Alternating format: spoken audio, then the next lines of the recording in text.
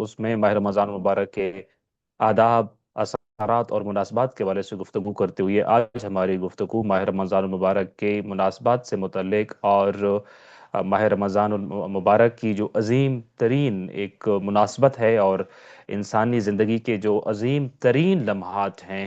उन लम्हों से मुतल्लिक यानी लैलतुल क़द्र से मुतल्लिक है। उस दिन आपके सामने अर्ज किया था कि कद्र जो है यानी लैलतुल कद्र यानी कदर वाली रात। तो कदर किसको कहते हैं, किस चीज़ की रात? तो इस हवाले से मुख्तसर अगर आपके सामने अर्ज करूं कि एक इसका मतलब ये था कि मुकद्दर करना, मुअय्यन करना, यानी वो रात के जिस रात में इंसान की ज़िंदगी की डिटेल्स को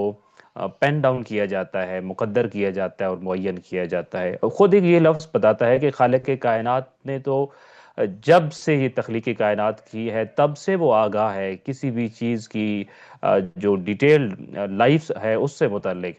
तो वो तो मुकद्दर है ऑलरेडी, लेकिन इस दौरान फरिश्तों के हवाले कर दिए जाते हैं, लौह महफूज पर आप कह लीजिए या लोहे महवो इस बात पर ये चीज़ें लिखने के लिए अगले स्टेप की तरफ आ जाती होती हैं और फरिश्तों के पास पहुंचती हैं और फरिश्ते फिर वो सारी चीज़ें ज़माने के इमाम या वली के पास लेकर हाजिर होते हैं। तो इस हवाले से एक मतलब यह है कि लैलतुल क़द्र का माना एक ये बनता है। दूसरा जो इसका माना है वो अमूमी तौर पे उर्दू में भी ये इसकी एक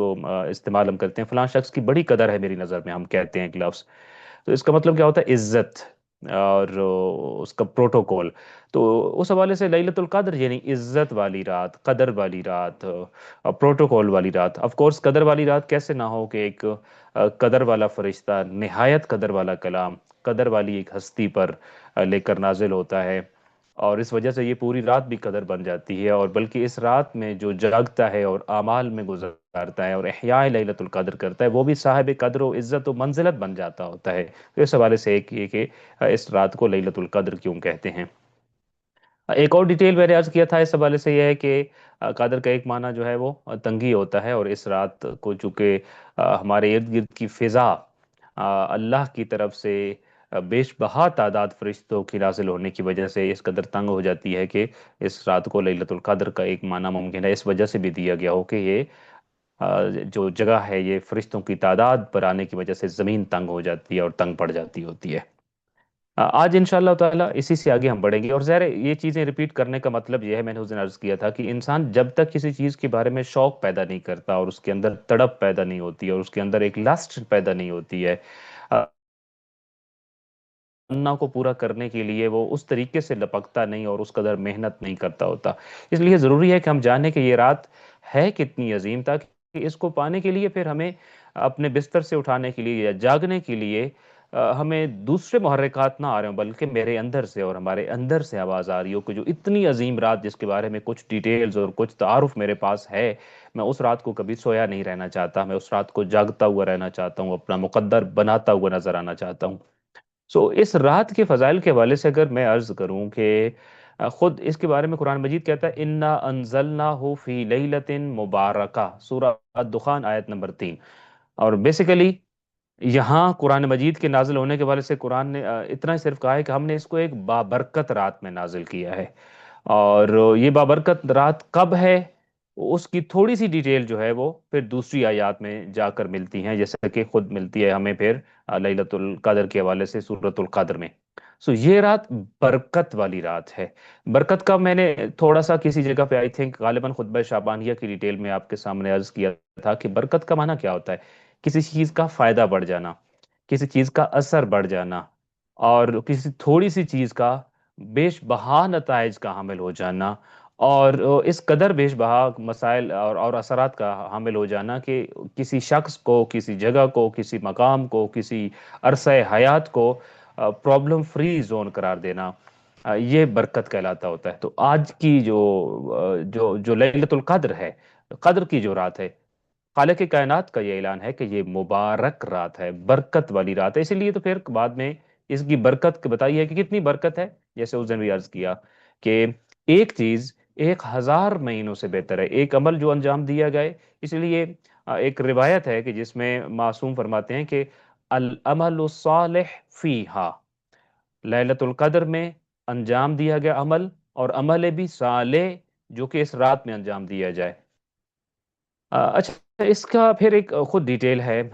چونکہ دو تین چیزیں میرے اپنے پیش نظر ہیں جس پہ میں بات عمومی طور پہ ظاہر ہے اس ٹاپک پہ بات کرتے ہوئے خاص طور پہ متوجہ ہوں کہ ہمیں ان چیزوں کے حوالے سے زیادہ محتاط ہونا ہے اور زیادہ بہتر طور پہ جاننا ہے۔ اچھا، ایک تو اس روایت کا عمومی طور پہ اگر آپ معنی دیکھیں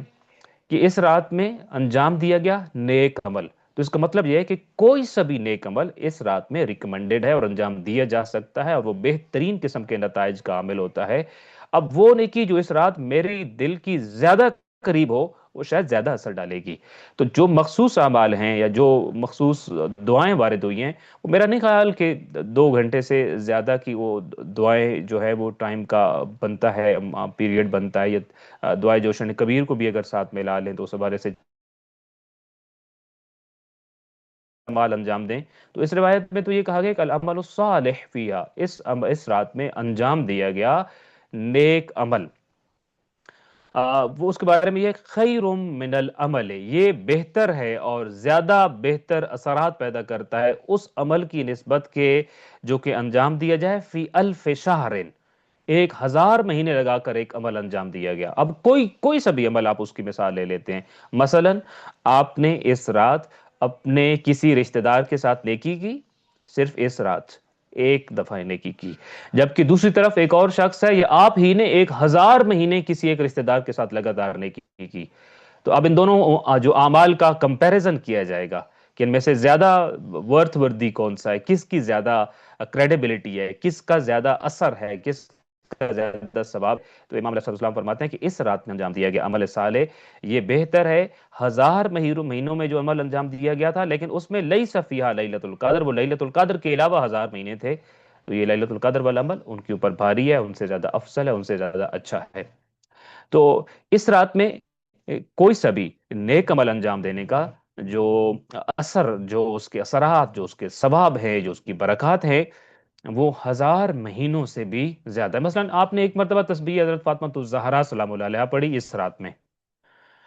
اور ایک یہ ہے کہ آپ 1000 مہینے لگاتار تسبیح حضرت فاطمہ الزہرا سلام اللہ علیہا پڑھتے رہے، اور ان 1000 مہینوں میں البتہ لیلۃ القدر نہیں تھی، ادھر ایک دفعہ پڑھی اور یہ لیلۃ القدر میں پڑھی،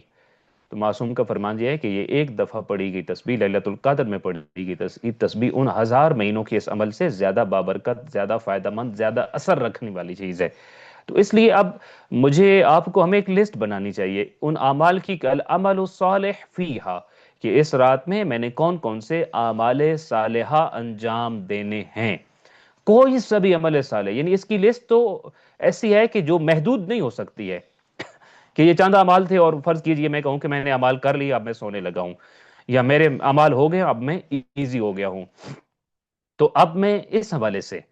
محتاط رہوں، متوجہ رہوں کہ اس رات میں نیک اعمال کو انجام دینا ریکمینڈڈ ہے۔ سو سوری، پہلی بات جو تھی جس کو ہم نے زیادہ ڈیٹیل میں بیان کر دیا کہ یہ رات بابرکت رات ہے، کہ برکت ہے تھوڑی سی ہم نے اس میں بات کی ہے کہ خیر من الف شہر ہے۔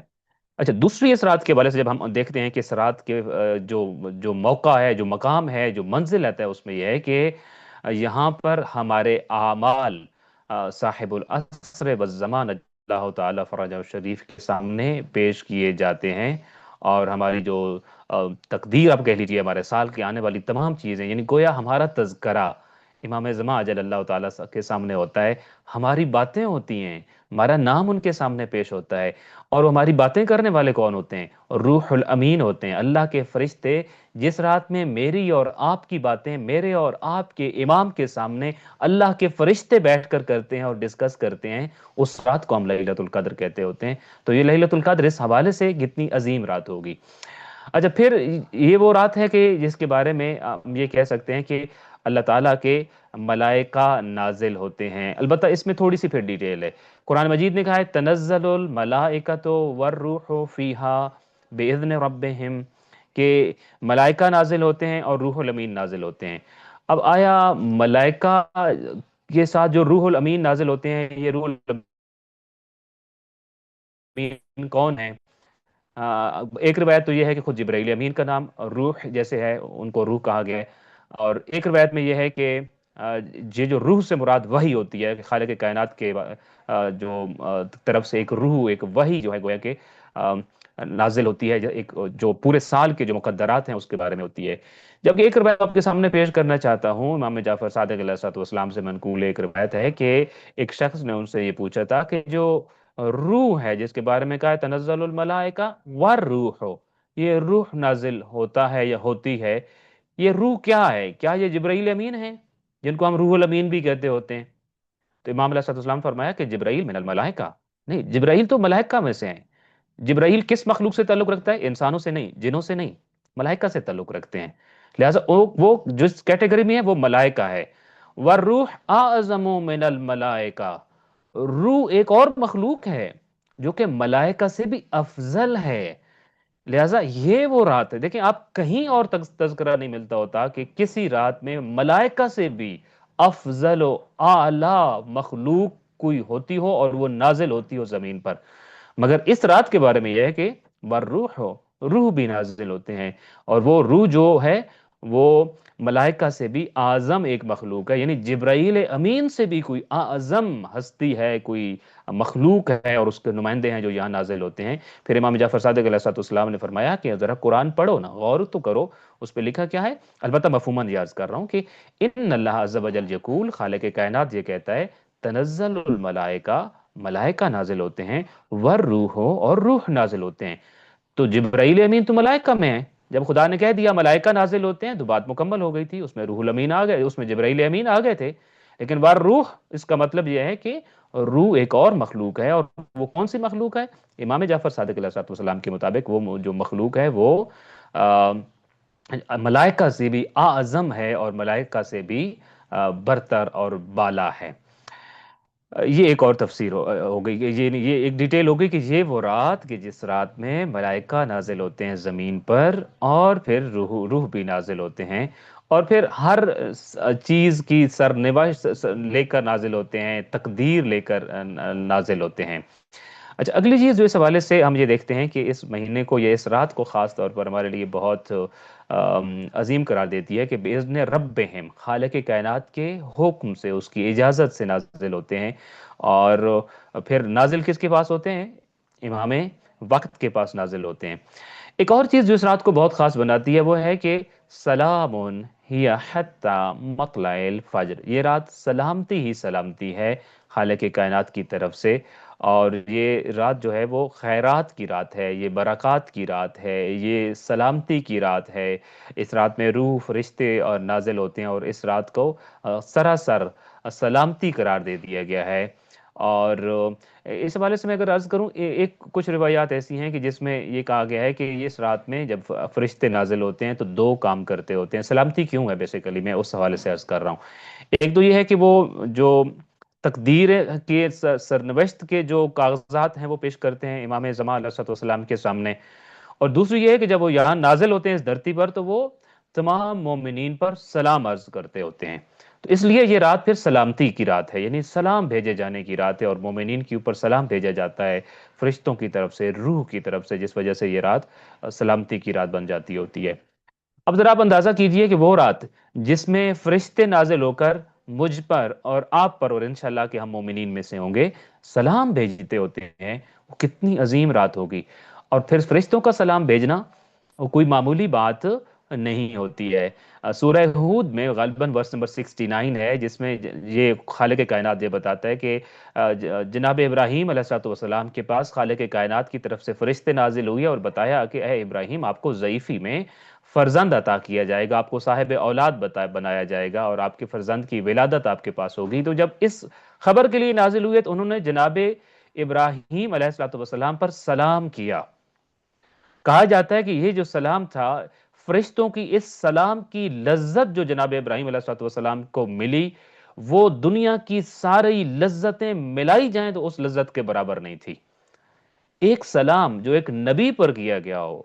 اور وہ ایک خاص موقع پر کیا گیا ہو، مقصد کچھ اور تھا نازل ہونے کا، مگر ساتھ میں سلام کیا گیا، اور جناب ابراہیم کے اوپر اس سلام کو بھیجنے کی اور سلام کرنے کی جو لذت تھی، جو سکون تھا، جو کیفیت تھی، وہ دنیا کی ساری خوشیاں اور ساری لذتیں ملا کر ایک طرف تھیں۔ وہ سلام جو فرشتوں نے ان کے اوپر کیا تھا، وہ ایک ایک ایک طرف تھا۔ اب یہ جو رات ہے، مومنین کو سلام کر رہے ہیں، فرشتے کر رہے ہیں، اور گروہ در گروہ کر رہے ہیں، اور وہ سلام کرنے میں والوں میں روح بھی شامل ہیں۔ تو آپ اندازہ کیجئے کہ کتنی لذت، کتنا لطف اور کتنی برکت ہوگی اس رات میں، کہ یہ رات سلامون، پھر خالق کائنات نے اس کے بارے میں کہا ہے کہ یہ رات سلامتی ہے۔ تو آپ سوچئے کہ سلامتی کی کس لیول پہ ہوگی، اور اس سلام کی لذتیں اور برکتیں اور فائدے اور استفادے کس قدر زیادہ ہوں گے۔ اسی حوالے سے ایک اور چیز جو کہ تفسیر نمونہ کے جو رائٹر ہیں انہوں نے لکھی ہے، وہ یہ ہے کہ جب جناب ابراہیم علیہ الصلوۃ والسلام کو آگ میں ڈالا جا رہا تھا، آتش نمرود میں ڈالا جا رہا تھا، تو فرشتے آئے اور انہوں نے آگ کر آپ پر سلام کیا۔ اس سلام کی وجہ سے وہ آگ جو ایک طویل عرصے سے روشن کی گئی تھی، اور اس کو بھڑکایا گیا تھا اور اس کو شعلہ بار کیا گیا تھا، وہ آگ بالکل گلزار بن گئی۔ وجہ کیا تھی؟ فرشتوں نے آ کر سلام کیا تھا، اور جس کے بارے میں خالق کائنات کا حکم بھی ہے کہ یا نارو کونی بردن و سلاما، اور بظاہر یہ تفسیر نمونہ میں جو کہا گیا ہے کہ اس کو ٹھنڈا کرنے کے لیے جو وسیلہ استعمال کیا گیا تھا اور جو طریقہ استعمال کیا گیا تھا، وہ فرشتوں کا سلام تھا جو جناب ابراہیم علیہ السلام پہ کیا گیا۔ تو وہ فرشتوں کا سلام وہ ہے کہ جو آتش نمرود کو ٹھنڈا کر دیتا ہے اور گلزار بنا دیتا ہے۔ تو اب ذرا اندازہ کیجئے مومنین کرام پر جب لیلۃ القدر میں فرشتے سلام کرتے ہوں گے، تو وہ سلام جو آتش نمرود کو ٹھنڈا کر دیتا ہے، اور وہ گروہ در گروہ آئے ہوئے فرشتے اور روح کا سلام جو مومنین پر ہوتا ہے، یقینی طور پر اس سے آتش دوزخ بھی ٹھنڈی ہو سکتی ہے اگر مومن اپنی تقدیر کو بدلنے کے لیے آمادہ ہو جائے۔ تو یہ رات خاص طور پہ آپ اندازہ کر سکتے ہیں کہ کس طریقے سے مومنین کے لیے خالق کائنات کا ایک عظیم ترین تحفہ ہے، جس کی طرف ہمیں لپکنا چاہیے، اور جس کے طرف ہمیں اپنی آپ کو متوجہ ہونا چاہیے، اور کشش ہونی چاہیے ہمارے اندر کہ ہم اس رات کو حاصل کرنے کی کوشش کریں۔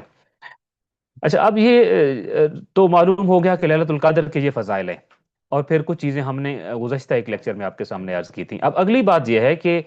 یہ رات ہے کون سی رات؟ کیا اس کے بارے میں کوئی تعیین ہو سکتی ہے؟ اسپیسیفکلی بتایا جا سکتا ہے کہ یہ فلاں رات ہے، 19 کی رات ہے، 21 کی رات ہے، 23 کی رات ہے، 27 کی رات ہے، یا 25 کی رات ہے؟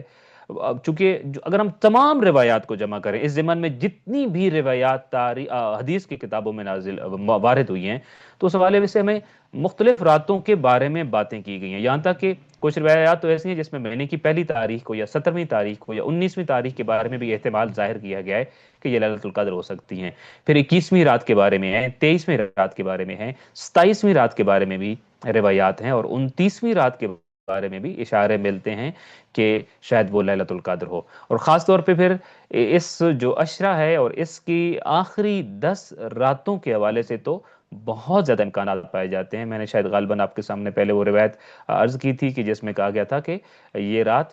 آخری 10 راتوں کے اندر خالق کائنات نے چھپا کر رکھی ہے، اور اس کا جو محل وقوع ہے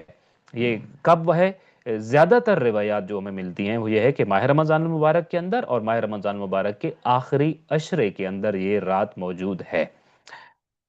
اب جو سب سے زیادہ روایات ہیں، عمومی طور پہ روایات میں نے آپ سے عرض کیا کہ آخری 10 راتوں کے یعنی کہ آخری 10 راتوں کے حوالے سے روایات ہیں، پھر ان سے بھی زیادہ جو روایات ہیں، بالخصوص طور پہ جو روایات وارد ہوئی ہیں وہ 19ویں 21ویں اور 23ویں رات کے لیلۃ القدر کے بارے میں ہیں۔ پھر سب سے زیادہ روایات، اگر ہم روایات کی کیٹیگری کریں کہ کس روایت کی جو کس کی طرح کی روایات ہیں جو کہ سب سے زیادہ کسی رات کے بارے میں اشارہ کرتی ہیں، تو وہ زیادہ تر روایات جو ہیں وہ 21ویں اور 23ویں رات کے بارے میں یہ بتاتی ہیں کہ یہ لیلۃ القدر ہے۔ علی ابن ابو حمزہ سمالی کہتے ہیں کہ میں ایک مرتبہ امام جعفر صادق علیہ السلام کی خدمت میں حاضر تھا، اور وہاں ابو بصیر بھی موجود تھے۔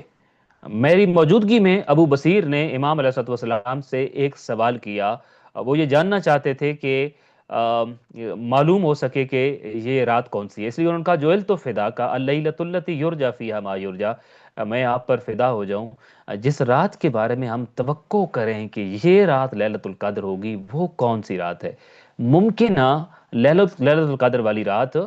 کون سی رات ہوگی؟ امام علیہ السلام نے ابو بصیر سے کہا کہ 21ویں اور 23ویں رات میں خصوصی طور پر عبادت کا اہتمام کیا کرو۔ یعنی چونکہ امام علیہ السلام نے یہ نہیں کہا کہ ان دو راتوں میں سے ایک ہے، لیکن ظاہر ہے روایات میں جو اشارے ملتے تھے ان اشاروں کے اندر بہت سارا جواب پنہاں ہوتا تھا اور چھپا ہوا ہوتا تھا۔ تو امام علیہ السلام نے کہا کہ ان دو راتوں میں خصوصی طور پر اپنے آپ کو عبادت کے لیے آمادہ کرو اور تیار کرو۔ ابو بصیر کہتے ہیں کہ میں نے پوچھا کہ اے فرزند رسول، اگر یہ دونوں راتیں میرے لیے جاگنا ممکن نہ ہو، کسی وجہ سے میں سفر پہ گیا ہوا ہوں، میں بیمار ہو گیا ہوں، میرے پاس کوئی اور معاملہ اور مجبوری درپیش آ گئی ہے اور میں یہ دونوں راتیں کسی وجہ سے نہ جاگ پاؤں، تو پھر ان میں سے کون سی رات جاگوں؟ اچھا یہ سوال ہے، بعد میں جناب زرارہ کا میں ایک سوال آپ کے سامنے عرض کروں گا، اسی طریقے سے کچھ اور دیگر جو اشارے ملتے ہیں اس حوالے سے۔ بہت سارے اصحاب نے کوشش کی کہ اس رات کے حوالے سے کسی نہ کسی طرح ائمہ اہل البیت علیہ السلام سے یا پھر نبی کریم صلی اللہ علیہ وآلہ وسلم سے اس بات کو معلوم کر لیں کہ کون سی رات ہے کہ جس رات میں جس رات کو لیلۃ القدر کہا گیا ہے۔ اسی لیے ابو بصیر کا اگلا سوال در حقیقت اسی حوالے سے تھا کہ اب میں اپنا سوال اور اسپیسیفکلی کرتا ہوں کہ دو راتیں اگر میرے لیے جاگنا ممکن نہیں ہے اور ایک رات جاگنا ممکن ہے، تو جب میں امام کو بتاؤں گا کہ مجبوری ہو تو کون سی رات جاگوں، تو ظاہر ہے امام بتا دیں گے اچھا مجبوری ہے تو پھر یہ حل ہے، تو پھر مجھے پتہ چل جائے گا للت القدر کون سی جو رات کو ہے۔ تو اس لیے انہوں نے کہا کہ اگر دونوں راتوں میں عبادت کرنا ممکن نہ ہو تو پھر میں کون سی رات کو عبادت کروں؟ امام علیہ السلام نے عظیم جواب ارشاد فرمایا، واقعتاً اگر اس جواب کو انسان سمجھ لے تو جو کشش اس کے اندر یا جو تڑپ اس کے اندر پیدا ہوگی لیلت القدر کی، امام علیہ السلام نے فرمایا ما ایسر لیلتین فیما تطلبو، ذرا اپنی طلب تو دیکھو، اپنی خواہش تو دیکھو، خواہش ہے لیلت القدر کو پالوں، اور لیلت القدر کو پانے کے لیے محنت ہے صرف 2 رات کی۔ اتنی عظیم چیز کے لیے صرف 2 راتیں جاگنا کتنا سستا سودا ہے، کتنا آسان معاملہ ہے۔ اس سے زیادہ آسان معاملہ بھی چاہتے ہو کہ صرف 2 راتیں جاگو اور لیلت القدر کو پالو؟ ما ایسر لیلتین فی ما تطلبو، اپنی طلب یعنی لیلت القدر کو پانے کے لیے صرف 2 راتوں کا جاگنا کتنا آسان معاملہ ہے۔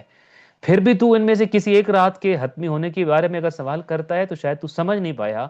کہ تیرے پاس کتنی اپرچونٹی اور کتنا بڑا موقع ہے کہ ان 2 راتوں کو جاگے، اور ان 2 راتوں کو جاگنے کے بدلے میں یقینی طور پر لیلت القدر کو درک کر رہا ہو۔ امام جعفر صادق علیہ السلام کے فرمان کی روشنی میں جو بات ہمیں سمجھ آ رہی ہے، تو میں نے عرض کیا کہ روایات دیگر بھی ہیں، لیکن جو سب سے زیادہ خاص روایات ہیں، اگر ہم صرف خاص روایات کو ہی فالو کرنا چاہیں تو اس حوالے سے تو یہ ہے کہ ان 2 راتوں میں سے کسی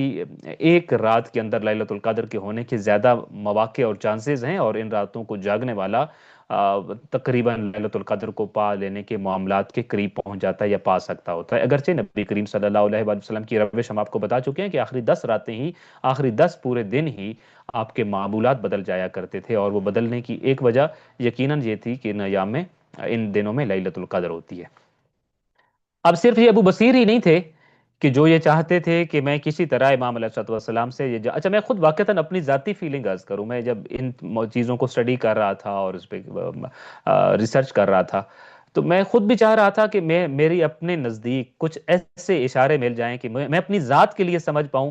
کہ بہت زیادہ امکانات کس رات میں ہیں، تاکہ اس ایک رات کے بارے میں اپنی کیفیت میری بدل جائے اور اس رات کے بارے میں استفادے کی جو غرض ہے اور جو لالچ ہے وہ بہت زیادہ بڑھ جائے۔ اور میں جب اس چیز کو سوچتا رہا اور پھر میں بالآخر کسی نتیجے پہ نہیں پہنچا، تو ایک چیز میرے ذہن میں آئی کہ اگر فرض کیجئے کہ اگر تعیین کر دی جاتی اور معین بتا دیا جاتا، اسپیسیفکلی بتا دیا جاتا کہ فلاں رات لیلت القدر ہے، تو یقینی طور پر مومنین کا اگلا سوال یہ ہوتا کہ رات تو ہے 18 گھنٹے کی، 16 گھنٹے کی، 14 گھنٹے کی، 15 گھنٹے کی، اس پورے 15 گھنٹوں میں سے کون سے گھنٹے اور کون سے لمحے میں ملائکہ اور روح الامین یا روح جو ہیں وہ نازل ہوتے ہیں امام کے پاس، اور کون سے اسپیسیفکلی گھنٹے کے اندر کس مخصوص وقت میں، آدھی رات کو، 12 بجے، 1 بجے، 3 بجے، 10 بجے، 9 بجے، کتنے بجے یہ کام ہو رہا ہوتا ہے کہ یہ معین ہو گیا، اور معین ہونے کے بعد پھر یہ سارا کچھ امام علیہ السلام کی خدمت میں پیش کیا گیا۔ اگلا سوال یقینی طور پہ یہ ہو سکتا تھا، اس لیے اور پھر اگلا جب بھی جاتا، فرض کیجئے 9 بجے کا بتا دیا جاتا، 12 بجے کا بتا دیا جاتا، تو انسان جو ہے وہ مزید اگلے سوال پیدا کرتا ہے۔ خیر انشاءاللہ ہم اگلی جو سوال اٹھائیں گے وہ یہی ہوگا کہ کیوں نہیں بتایا گیا، بتانے میں حرج ہی کیا تھی؟ بتا دیا جاتا فلاں رات ہے اور اتنے بجے ہے، اور یا فلاں رات ہے جب تارے فلاں سے فلاں مقام پر پہنچتے ہیں تو ایگزیکٹلی اس ٹائم ہوتا ہے۔ پھر آج کل تو سائنس کیلکولیٹ کر کے ہمیں بتا دیتی کہ رات کے اتنے بج کر اتنے وقت پر یہ سارے معاملات ہو رہے ہوتے ہیں، لہٰذا سب لوگ جاگ جاؤ۔ ایسا کیوں نہیں کیا؟ انشاءاللہ ہمارا اگلا سوال بھی یہی ہوگا۔ بہر صورت ابو بصیر بھی یہ چاہتے تھے، زرارہ بھی یہی چاہتے تھے کہ کسی طرح سے امام علیہ الصلوۃ والسلام سے میں کچھ اشارہ اور کنایہ حاصل کر پاؤں کہ مجھے معلوم ہو جائے کہ یہ کون سی رات ہے۔ تو امام علیہ الصلوۃ والسلام نے جب زرارہ نے ان سے پوچھا کہ مولا وہ شب قدر میں جو غسل کا کہا گیا ہے، تو کون سی راتوں میں شب قدر کے غسل کی نیت سے میں غسل کروں؟ آپ کو معلوم ہے کہ نماز مغرب سے ملا کر غسل کیا جاتا ہوتا ہے، متصل غسل مستحب ہے لیالی قدر میں کہ انسان غسل کرے اور اس غسل سے پھر نماز مغربین کو انجام دے۔ تو زرارہ نے بھی یہی سوال کیا کہ ظاہر ہے میں غسل کروں گا تو نیت کروں گا نا کہ میں ليلۃ القدر کی نیت سے میں یہ غسل کر رہا ہوں، تو وہ کون سی رات ہے جس میں یہ شب قدر کا غسل انجام دینا میرے لیے مستحب ہے اور میں اس کو انجام دوں؟ اب زرارہ کے ذہن میں بھی یقینی طور پر کہیں نہ کہیں یہ سوال تھا کہ میرے سوال کے جواب میں امام علیہ الصلوۃ والسلام یقینی طور پر پھر مجھے بتا دیں گے کہ ليلۃ القدر کون سی رات کو ہے۔ میرا سوال یہ تو نہیں ہے ليلۃ القدر کون سی رات ہے، لیکن سوال یہ ہے کہ ليلۃ القدر والا غسل کس رات کو کروں؟ تو امام بتا دیں گے، چونکہ امام کو تو پتہ ہے ليلۃ القدر کب ہے، تو مجھے جواب مل جائے گا، ادھر سے یہ بات سمجھ جاؤں گا کہ ليلۃ القدر کب ہوتی ہے۔ زرارہ کہتے ہیں امام علیہ الصلوۃ والسلام نے فرمایا کہ زرارہ 19ویں رات، 21ویں رات اور 23ویں رات کو غسل مستحب ہوتا ہے ليلۃ القدر والا، ان 3 راتوں میں غسل انجام دیا کرو۔ پھر زرارہ کو امام علیہ الصلوۃ والسلام نے تھوڑی البتہ تفصیل ضرور بتائی۔ امام علیہ الصلوۃ والسلام نے فرمایا کہ 19ویں کی رات کو جب تم غسل کرتے ہو، آمادہ اور تیار ہو جاتے ہو رہا ہوں چونکہ الفاظ کا ایک، تو امام علیہ السلام نے فرمایا کہ 19ویں کی جو رات ہے جب تم اس میں اعمال انجام دے رہے ہوتے ہو تو اس میں خاص طور پر حاجیوں کے نام لکھے جاتے ہیں اور حاجیوں کے نام فائنل ہو جاتے ہیں کہ اس سال حج کے لیے، حج کی سعادت کے لیے، زیارت بیت اللہ کے لیے، حج کرنے کے لیے کون کون لوگ جائیں گے۔ تو کچھ چیزیں ایسی ہیں جس سے یہ ہمیں اشارہ ملتا ہے کہ جس میں حج بھی شامل ہے، یہ 19 کی رات کو طے کی جاتی ہیں۔ پھر امام علیہ السلام نے فرمایا کہ شب 21 جو ہے اس میں حضرت عیسیٰ علیہ السلام کو آسمانوں پر اٹھایا گیا اور حضرت موسیٰ علیہ السلام کے وصی کا انتقال ہوا، اور وصی پیغمبر مصطفیٰ صلی اللہ علیہ وآلہ وسلم امیر کائنات کی بھی شہادت اسی رات میں ہوئی ہے۔ لہٰذا امام علیہ السلام بتا رہے تھے کہ یہ رات بھی فضائل پر مشتمل ہے اور یقینی طور پر کچھ معاملات ایسے ہیں جو اس رات میں بھی مقدر ہوتے ہیں، معین ہوتے ہیں۔ پھر تیسری رات کے بارے میں فرمایا کہ 23ویں رات کا بھی چونکہ میں نے تمہیں کہا ہے غسل کرو، تو 23ویں کی رات جوہانی کی رات ہے۔ اب اس رات کے بارے میں لیلۃ الجوہنی کہا جاتا ہوتا ہے کہ یہ جوہنی کی رات ہے۔ جوہنی کی رات کا مطلب کیا؟ بیسیکلی جوہنی ایک شخص کا نام تھا اور وہ مدینہ کے قریب قرب و جوار میں رہتا تھا اور بیسیکلی وہ چرواہا تھا، بھیڑیں بکریاں چرایا کرتا تھا۔ نبی کریم صلی اللہ علیہ وآلہ وسلم کے پاس حاضر ہوا تھا کہ میں چاہتا ہوں کہ لیلۃ القدر کو، چونکہ مسلمان تھا لیکن پیشے کے اعتبار سے وہ چرواہا تھا، تو وہ نبی کریم صلی اللہ علیہ وآلہ وسلم کے پاس حاضر ہوا کہ جو لوگ چرواہے ہیں یا جنہوں نے بھیڑ بکریاں چرانے کے معاملات کو قریب سے دیکھا ہے وہ جانتے ہیں کہ یہ وہ ڈپارٹمنٹ ہے جس میں کوئی چھٹی نہیں ہوتی، یہاں تک کہ آپ کے گھر میں، یہ چرواہے کے گھر میں خدا نخواستہ کوئی میت بھی ہو جائے، کوئی فوت بھی ہو جاتی ہے، تو ایون دین جانور اور بے زبان جانوروں کا پیٹ تو بصورت بھرنا ہوتا ہے اور جانور نہیں جانتے کہ معاملات کیا ہیں، لہٰذا آج بھوکے رہ جائیں گے، ایون دین وہ ان کو چراگاہ لے جانے کے لیے، ان کو کھانا پینا دینے کے لیے کچھ نہ کچھ اہتمام اس کو ان دنوں میں بھی کرنا پڑتا ہے، عاشور کے دن بھی کرنا پڑتا ہے، ہر طرح کے ایام میں کرنا پڑتا ہے۔ اب جوہنی نے یہ سوال کیا نبی کریم صلی اللہ علیہ وآلہ وسلم سے کہ میرے لیے ماہ رمضان کی آخری چند راتوں کو شب بیداری کے لیے آپ کے پاس حاضر ہونا اور مدینہ میں آنا ممکن نہیں ہے، چونکہ صبح میں نے پھر بھیڑ بکریوں کو جو ہے وہ لے کے جانا ہوتا ہے، چراگاہ میں لے کے جانا ہوتا ہے اور ان کو چرانا ہوتا ہے، تو اس لیے میں رات کو جاگوں گا تو صبح یہ کام نہیں کر سکتا ہوں، تو یہ میرے لیے ممکن نہیں ہے۔ تو مجھے ایک ایسی رات آپ بتا دیں کہ جس میں میں مدینہ آ جاؤں اور یہاں پہ آ کر میں اعمال لیلۃ القدر آپ کے ہمراہ انجام دے سکوں، تاکہ وہ رات، ایک رات تو بہر صورت میں مینج کر سکتا ہوں لیکن آخری عشرہ پورا یا کئی راتیں مینج کرنا میرے لیے ممکن نہیں ہے۔ تو نبی کریم صلی اللہ علیہ وآلہ وسلم نے اس کو 23ویں رات کو مدینہ آنے کا کہا تھا۔ البتہ امام نبی کریم صلی اللہ علیہ وآلہ وسلم نے یہ نہیں فرمایا تھا کہ یہ حتماً لیلۃ القدر یہی ہے،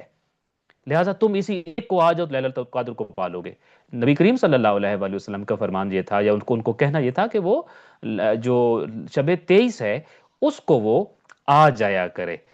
عین ممکن ہے یہ لیلۃ القدر ہو اس لیے بلایا ہے، یا عین ممکن ہے کہ آپ نے یہ دیکھا ہو کہ ان 3 راتوں میں کچھ نہ کچھ انسان کی چیزیں زندگی کی مقدر ہو رہی ہوتی ہیں، تو ان میں سے ان 3 میں سے جو زیادہ جس میں معین ہو رہی ہیں، یا اس چرواہے کے لیے جو زیادہ کارگر رات ہو سکتی ہے، وہ 23ویں کی رات ہو سکتی ہے۔ لہٰذا آپ کا جواب صرف اس بات پر مشتمل تھا کہ 23ویں کی رات کو تم مدینہ آ جایا کرو، اگر ایک سے زیادہ راتیں تمہارے لیے مدینہ آنا اور شب بیداری کرنا اور یہاں عبادت انجام دینا جو ہے وہ ممکن نہیں ہے۔ تو اس سے ایک اشارہ تو یہ ملتا ہے کہ لیلۃ القدر اس رات کو ہو، جبکہ ایک اشارہ یہ ہے کہ یہ ان راتوں میں سے ایک رات ہے جو لیلۃ القدر ہو سکتی ہیں، اور بہر صورت اس وجہ سے اس رات کو پھر جوہانے کی رات کہا جاتا ہوتا ہے۔ تو اللہ تعالیٰ نے اس رات کو، قدر کی رات کو مصلحتاً مخفی رکھا ہے، چھپا کے رکھا ہے۔ اللہ کی طرف سے بھیجے گئے نمائندوں نے بھی اس رات کو اسپیسیفکلی ہمیں نہیں بتایا، اور اسی میں ہمارے لیے بہتری بھی ہے اور مصلحت بھی ہے۔ اچھا، البتہ ہم یہ دیکھ سکتے ہیں، ابھی ایک روایت میں نے آپ کے سامنے عرض کی، جیسا کہ امام محمد باقر علیہ الصلوۃ والسلام نے زرارہ کو یہ بتایا کہ یہ 3 راتیں غسل کرنا ہے، اور 3 راتوں میں الگ الگ امور انجام پائے جا رہے ہوتے ہیں۔ لہٰذا اس سے ایک بات یہ معلوم ہوتا ہے کہ یہ تینوں راتیں ملا کے لیلۃ القدر بنتی ہیں، اور یہ تینوں اپنے آپ میں تینوں مل کر شب قدر بنتی ہیں، اور تینوں میں مختلف چیزیں جو ہیں وہ اسپیسیفکلی مقدر ہو رہی ہوتی ہیں، پین ڈاؤن ہو رہی ہوتی ہیں۔ امام جعفر صادق علیہ السلام سے منقول ایک روایت ہے جس میں تو بڑی ڈیٹیل سے بتایا گیا ہے کہ واقعتاً ان 3 راتوں میں کچھ نہ کچھ معین ہو رہا ہوتا ہے، اور 3 راتیں مل کر انسان کی ایک پوری تقدیر بن جاتی ہوتی ہیں۔ لہٰذا امام علیہ السلام نے فرمایا تھا کہ التقدیر فی لیلۃ 19، جہاں تک تقدیر سازی ہے، تقدیر بنانا ہے، فیصلہ سازی ہے، فیصلہ 19 کی رات کو ہو جاتا ہے کہ آنے والے سال میں کیا کچھ کسی کے ساتھ ہونے والا ہے۔ میں نے اس دن عرض کیا تھا جتنے معاملات زندگی کے ہیں وہ سارے کے سارے فیصلہ ان کا، تقدیر سازی کا معاملہ 19 کی رات کو طے ہو جاتا ہے۔ والابرام فی لیلۃ 21، البتہ وہ جو فیصلہ جس کے بارے میں ہوا تھا اس کو دستاویزی یا تحریری شکل میں 21 کی رات کو لایا جاتا ہے۔ تو کچھ کام 19 کی رات کو ہوا، اگلا کچھ کام جو ہے اس کی تحریر جو پین ڈاؤن کیا جا رہا ہے وہ 21ویں کی رات کو کیا جا رہا ہے۔ سو ابرام جو ہے لیلۃ 21 ہے، والامضاء فی لیلۃ 23، اب جو جس کا فیصلہ اور جس کی تقدیر سازی 19 کی رات کو ہوئی، اور جس کو دستاویزی شکل دی گئی، جس کو تحریری شکل دی گئی 21 کی رات کو، اس کی منظوری کب ہوتی ہے، اس کی تصدیق کب ہوتی ہے، اس کے اوپر سگنیچر اور مور کب لگتی ہے، یہ ہے والامضاء، اس کے اوپر اس کی منظوری ہو جاتی ہے فی لیلۃ 23، 23 کی رات کو۔ تو اس سے یہ معلوم ہوتا ہے کہ یہ 3 راتیں، کم از کم یہ 3 راتیں ملا کر لیلۃ القدر بنتی ہیں، اور ان 3 راتوں میں جو شخص جاگے گا وہ یقینی طور پر لیلۃ القدر کو پا سکنے کی پوزیشن کے قریب پہنچ جاتا ہوتا ہے۔ لہذا سب سے بڑا دستہ روایات کا ان 3 راتوں کے بارے میں یہ کہتا ہے کہ ان تینوں راتوں میں شب بیداری کی جائے، اور انشاءاللہ تعالی اگر کوئی ان راتوں میں جاگتا ہے تو اس برکتوں کو وہ درک کر سکتا ہے۔ البتہ اگر کوئی 10 راتوں کو جاگتا ہے تو پھر تو کیا ہی کہنے، وہ اس سے زیادہ فائدہ اور استفادہ حاصل کر سکتا ہے۔ اب اگلا سوال یہ ہے کہ خالق کائنات نے اس رات کو چھپایا کیوں ہے؟ ابھی جیسے ہم دیکھیں اتنی ساری ڈیٹیل ہم نے ڈسکس کی، تو ذہن میں ایک سوال یہ آتا ہے کہ اگر خالق کائنات کی طرف سے معین کر دیا جاتا کہ فلاں رات کو لیلۃ القدر ہے اور اس کو جاگنے والا کوئی بھی شخص جو ہے وہ لیلۃ القدر کو پا لے گا، تو اس کے مخفی رہنے کی مختلف وجوہات ہیں کہ خالق کائنات نے اس کو راز کیوں رکھا، اور اس کو مخفی کیوں رکھا۔ اس کی مختلف توجیحات ہیں، اس کی مختلف وجوہات ہیں جو ہم سمجھ سکتے ہیں مختلف فرامین سے اور مختلف چیزوں سے۔ ایک تو یہ ہے کہ خالق کائنات نے اس لیے اس رات کو مخفی رکھا، جیسے میں نے ابھی پہلے آپ کے سامنے کہا کہ فرض کریے کہ ہمیں بتا دیا جاتا کہ یہ شب 25 کو ہے، یا 23 کی رات کو ہے، یا فرض کیجئے 27 کی رات کو ہے، یا 21 کی رات ہے، اسپیسیفکلی ایک رات بتا دی جاتی، تو کیا اس ایک رات کے علاوہ کوئی باقی راتوں میں جاگ کر عبادت کرتا؟ وہ جو اعمال کی راتیں ہمارے ہاں اجتماعی اعمال ہوتے ہیں وہ بھی 3 راتوں میں اس لیے ہوتے ہیں کہ چونکہ زیادہ روایات وارد ہوئی ہیں۔ اب ایک ہی رات کے بارے میں روایت آ جاتی کہ فلاں رات ہے، تو یہ اجتماعی اعمال آپ کے اور میرے ہاں ہوتے، آپ اپنے اہل خانہ کے ساتھ پوری رات جاگ کر جو اعمال کرتے ہیں، 3 راتیں کم از کم کرتے ہیں، کیا آپ کرتے؟ यकीनी तौर पर ना करते। तो खालिक कायनात ने ये चाहा कि लैलतुल कद्र को तो ये जागेंगे ही जागेंगे, लेकिन अगर इसको मख्फी रखा जाएगा तो इसके साथ वाले मुख्तलिफ औकात में भी ये बहुत ज़्यादा इबादत करेंगे, और ये इबादत इनके लिए बहुत बड़ा फ़ायदा है, बहुत बड़ा सवाब है। तो एक से ज़्यादा रातों को इबादत का एहतमाम करें, ज़्यादा से ज़्यादा तोशे आखिरत इकट्ठा करें, और इस मकसद के लिए इस रात को छुपाया गया। जैसा कि मेरे कायनात से किसी साइल ने सवाल किया था कि लैलतुल कद्र कौन सी खास रात में है, मुझे आप वो खास रात बता दें। तो आप अलैहिस्सलाम ने फरमाया था, लस्तु अशुक्कु अन्नल्लाह इन्नमा यस्तुरुहा अन्कुम। मुझे तो इस बात में शक व शुबा ही नहीं है कि खालिक कायनात ने इस रात को तुमसे छुपा के रखा हुआ है, मख्फी रखा हुआ है। मैं कैसे बता सकता हूँ उस रात को कौन सी रात है, लेकिन क्यों मख्फी रखा है? लिअन्नकुम लौ आलमकुमुहा अमिलतुम फीहा। इसलिए कि अगर वो बता देता कि कौन सी रात है तो तुम उस रात को तो आमाल अंजाम देते, व तरक तुम गई रहा, उसके अलावा बाकी रातों को अमाल अंजाम ना देते, बाकी औकात में नमा इबादत से गाफिल हो जाते, इस तरीके से बढ़ चढ़ कर इबादत ना कर रहे होते, अमाल ना कर रहे होते, नेक अमल अंजाम ना दे रहे होते। तो इसलिए खालिक के कायनात ने इस रात को खास तौर पर तुम्हारे से तुमसे छुपा के रखा हुआ है कि ताकि तुम एक से ज्यादा रातों में जागते रहोगे, इबादत का एहतमाम करते रहोगे, तो लैलतुल कद्र भी पालोगे, और साथ में दीगर जो औकात हैं उनमें भी इबादत का मामला करोगे, और उससे फिर तुम्हारे लिए ज्यादा फायदा होगा। सो एक बात यह है कि खालिक कायनात की तरफ से इसको मख्फी रखने की जो वजह है वो ये इसलिए है कि ताकि ज्यादा से ज्यादा औकात इबादत में गुजर सकें और इंसान ज्यादा से ज्यादा तोशा आखरत इकट्ठा कर सके। दूसरी बात यह है कि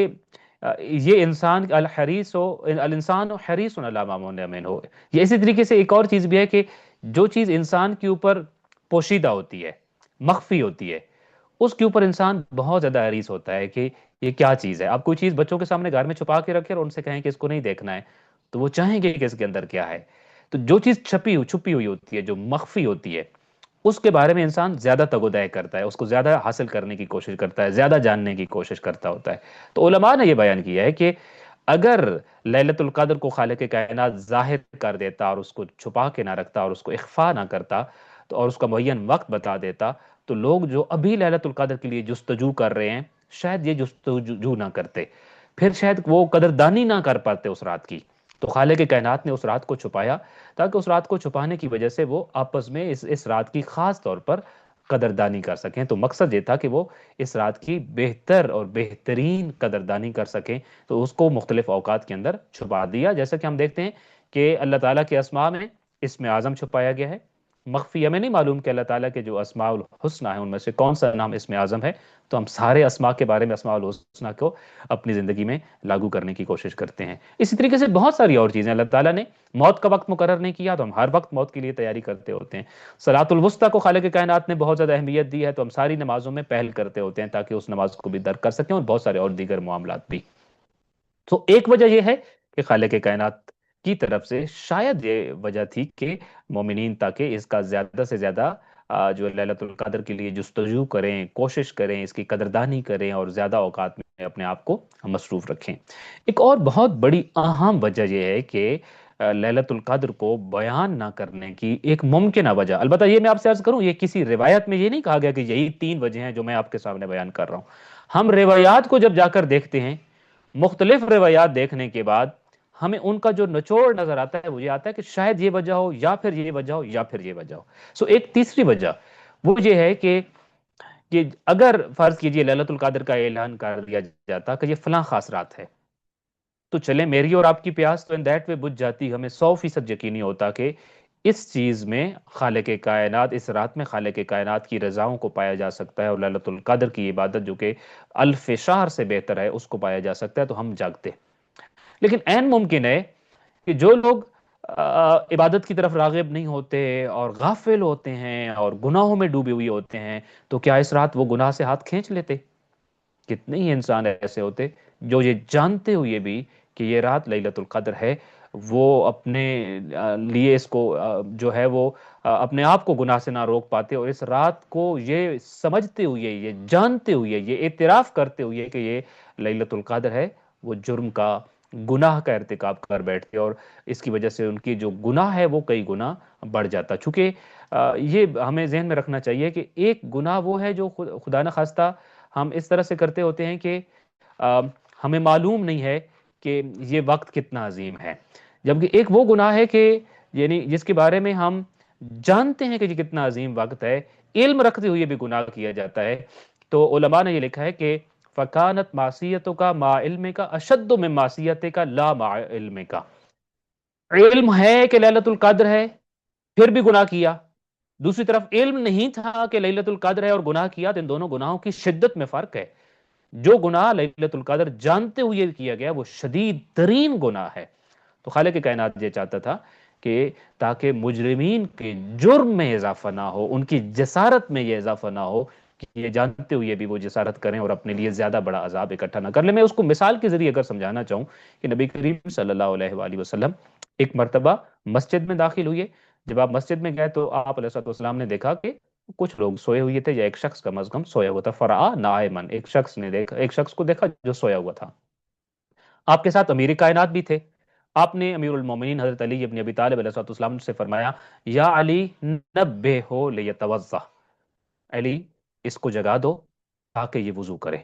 امیر کائنات نے اس کو جگا دیا، البتہ جگانے کے بعد سوچتے رہے کہ نبی کریم صلی اللہ علیہ وآلہ وسلم نے خود اس کو نہیں جگایا، حالانکہ اس کو جگانا ایک نیک عمل تھا، میرے ذمہ لگایا کہ یا علی نبہ ہو لیتوضا، کہ اس کو جگاؤ تاکہ یہ وضو کرے اور نماز کی تیاری کرے اور ہمارے ساتھ نماز پڑھے۔ تو خود نہیں معلوم اس نیک عمل کو خود کیوں نہیں انجام دیا، اس لیے نبی کریم صلی اللہ علیہ وسلم کی خدمت میں سوال عرض کیا کہ یا رسول اللہ انکا سباقون الی الخیرات،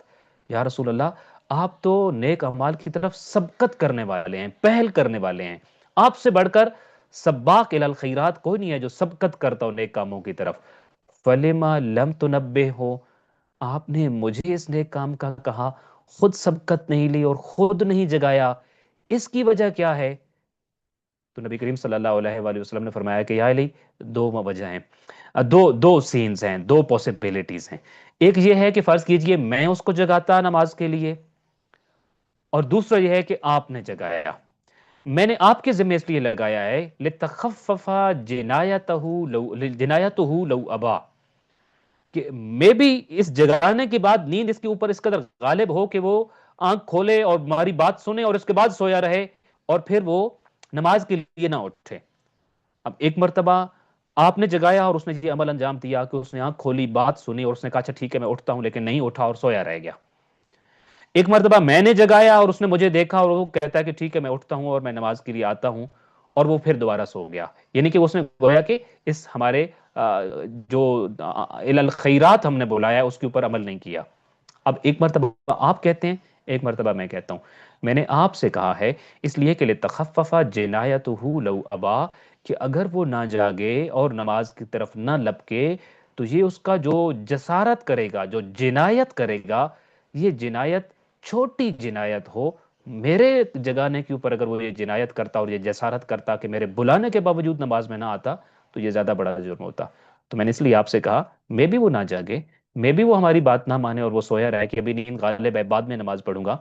تو یہ بھی جسارت ہوگی، مگر یہ چھوٹی جسارت ہوگی۔ تو خالق کائنات اور اس کے بھیجے گئے تمام نمائندے، ان کی ایک کوشش ہوتی تھی کہ لوگ گناہ کے حوالے سے بھی اگر خدا نخواستہ جا رہے ہوں تو کم درجے کے گناہ کی طرف جا رہے ہوں، اگر گناہ سے کسی صورت نہیں روک رہے تو ان کے گناہ کو کم درجے کا گناہ بنایا جائے، اگر وہ نہیں روکتے ہیں تو، جیسا کہ یہاں پہ ہے کہ اگر وہ نہیں نماز کے لیے اٹھتا ہے اور وہ جسارت کر رہا ہوتا ہے، جنایت کر رہا ہوتا ہے، تو یہ اس کا جرم چھوٹے درجے کا جرم ہو۔ تو ایک وجہ یہ تھی کہ چاہا یہ گیا تھا کہ اگر لوگ اس رات کو اگر اعلان کر دیا جائے گا اور گنہگار اگر گناہ کریں گے تو اس میں اس رات کے حق میں کوتاہی کریں گے اور وہ عذاب کا سبب اپنے لیے کچھ نہ کچھ عمل انجام دیں گے، تو پھر رات کو معین نہیں کیا جائے گا تاکہ ان کا عذاب شدید نہ ہو، تاکہ ان کا جرم شدید نہ ہو، وہ عظمت لیلۃ القدر کو مجروح کر کے زیادہ بڑے مجرم نہ بنے۔ جیسا کہ جو اس عامہ کے حدیثی متون ہیں اس میں بھی ایک روایت یہ ملتی ہے کہ نبی کریم صلی اللہ علیہ وآلہ وسلم ایک رات کو گھر سے باہر اس ارادے سے نکلے کہ آج میں اپنی امت کو بتا دیتا ہوں کہ کون سی رات لیلۃ القدر ہوتی ہے۔ تو اس ارادے سے جب گھر سے نکلے فتلاح رجلان من المسلمین، دیکھا مسلمانوں کے دو لوگ آپس میں لڑ رہے ہیں اور لڑائی جھگڑا کر رہے ہیں. تو نبی کریم صلی اللہ علیہ وآلہ وسلم نے جب دیکھا، اور آپ بتانا یہ چاہتے تھے کہ آج کی رات لیلت القدر ہے اور اس کے بارے میں آگاہ کرنا چاہتے تھے، تو اب ایک دم چونک گئے کہ یہ تو دیکھو، اگر لیلت القدر کا میں کہتا ہوں اور لوگ کن کاموں میں مصروف ہیں یہاں پہ، اور ان میں سے کتنے ایسے لوگ ہوں گے جو اپنی اس روٹین کو جاری رکھیں گے اور ان کے اوپر کوئی اثر نہیں پڑے گا. تو آپ صلی اللہ علیہ وآلہ وسلم نے فرمایا کہ خرج تو لأخبرکم بلیلت القدر، میں تو اس نیت سے اور اس ارادے سے گھر سے نکلا تھا کہ میں بتاتا آپ کو کہ لیلت القدر کون سی ہے، میں خبر دینے والا تھا آج آپ کو. فتلاح فلان و فلان، میں نے دیکھا وہ فلان دو لوگ جو تھے آپس میں لڑائی جھگڑا کر رہے تھے. تو فرفعت، اور پھر جو حکم تھا اور جو اجازت تھی مجھے کہ ان کو لیلت القدر کے بارے میں بتا دو، وہ مجھ سے حکم اٹھا لیا گیا ہے، وہ اجازت اٹھا لی گئی ہے. اب مجھے اجازت نہیں ہے کہ میں اب آپ کو بتاؤں کہ لیلت القدر کون سی رات ہے. اور وَعَسَىٰ أَن يَكُونَ خَيْرًا لَكُمْ، شاید یہ جو اجازت اٹھا لی گئی ہے، اجازت بند کر دی گئی ہے کہ اب ان کو نہیں بتایا جائے کہ لیلت القدر کون سی رات کو ہوتی ہے، یہ شاید تمہارے حق میں یہی بہتر ہوگا. تو اس لیے ایک چیز جو ہے وہ یہ ہے کہ لیلت القدر کے تعیین کی وجہ، اس کو مخفی رکھنے کی وجہ، خدا نخواستہ ہمارے جیسے گناہگار ہیں کہ اگر کما حق کو قدردانی نہ کر سکیں اس رات کی، اور اس رات سے کما حق کو استفادہ نہ اٹھا سکیں، اور اس رات کی جو برکتیں ہیں اس کو اس طریقے سے درک نہ کر سکیں، اور خدا نخواستہ اس رات کو کوئی جرم انجام دیتے ہیں، تو یہ ان کا جرم جو ہے وہ ان کی جو معصیت ہے یہ کوئی عظیم ترین جرم نہ بنے، اور اس رات کی عظمت کو مجروح ہم جانتے بوجھتے ہوئے نہ کریں. جیسا کہ علامہ طباطبائی نے بھی اس بارے میں لکھا ہے کہ انما لم تعین یا ولم تحدد لیلت القدر، کے لیلت القدر کو نہیں بیان کیا گیا ہے تعظیما لامرہ، تاکہ اس کی عظمت باقی رہے، اس رات کو گناہ انجام دے کر اس رات کی توہین نہ کی جائے، اس وجہ سے ممکن ہے اس رات کو بیان نہ کیا گیا ہو. سو آپ اندازہ لگا سکتے ہیں کہ یہ رات، کہ جس رات میں انسان کے جنایت کو بھی اور اس کے جرم کو بھی، عظیم جرم اور عظیم جنایت سے بچانے کی کوشش کی گئی ہے، وہ کس قدر عظیم رات ہوگی. تو انشاءاللہ تعالی ہوپ فلی ایک اور جو ہمارا سیشن ہوگا وہ اس موضوع پہ کل ہوگا، اور ہم چند دیگر باتوں کو ڈسکس کریں گے اس رات کے حوالے سے. آج کے سیشن سے ہوپ فلی ہم نے لیلۃ القدر کے بارے میں کچھ فکری پہلو یہ کچھ ليلۃ القدر میں ليلۃ کو پا لینے کی توفیق عطا فرمائے، اس کی عظمتوں سے، اس کی برکتوں سے استفادہ کرنے کی توفیق عطا فرمائے. یہ رات جو کہ ایک تقدیر ساز رات ہے، ایک انسان ساز رات ہے، اس میں اپنی تقدیر بنانے اور اس رات کو اپنے لیے انسان ساز رات بنانے کی توفیق عطا فرمائے. ایام چونکہ آخری ہیں اور یہ قبولیت کے ایام ہوتے ہیں، خصوصی طور پر دعا گو ہیں کہ خالق کائنات مارکہ حق و باطل میں اہل حق کو کامیابی اور نصرت عطا فرمائے اور اہل باطل کو سرنگوں فرمائے، اور انشاءاللہ تعالی اس مارکے میں مومنین کو ثابت قدمی اور بشارت اور کامیابی عطا فرمائے. السلام علیکم ورحمۃ اللہ وبرکاتہ.